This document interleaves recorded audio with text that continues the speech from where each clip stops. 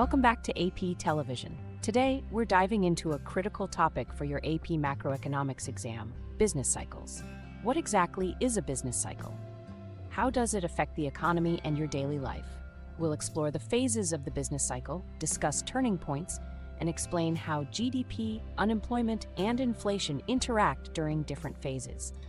Let's break it down so you can master this important concept. A business cycle refers to the natural fluctuations in economic activity that happen over time.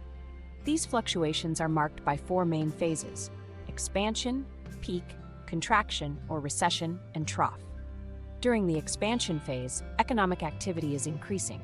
GDP is growing, unemployment is falling, and businesses are investing.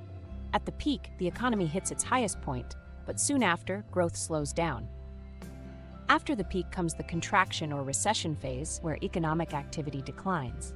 GDP shrinks, unemployment rises, and both consumer and business spending decrease. The economy eventually hits a trough, the lowest point of the cycle, where activity stabilizes before starting to recover. From the trough, we move back into expansion, and the cycle begins again. The turning points of the business cycle, peaks and troughs, are crucial. The peak marks the shift from expansion to contraction, while the trough signals the beginning of recovery.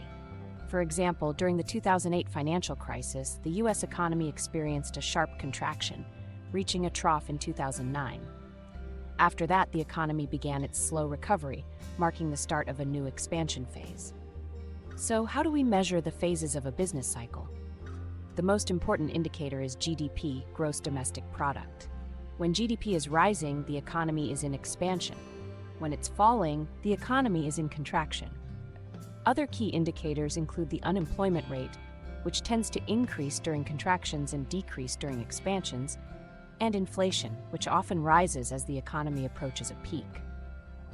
What causes these fluctuations? Business cycles are driven by changes in aggregate demand and aggregate supply. When demand increases, like when consumers and businesses are spending more, the economy grows. But when demand falls, perhaps due to a drop in consumer confidence or rising costs of production, the economy contracts. Another factor is monetary policy. Central banks, like the Federal Reserve, can influence the cycle by raising or lowering interest rates. Lower interest rates stimulate growth during recessions, while higher rates slow the economy down when it's overheating.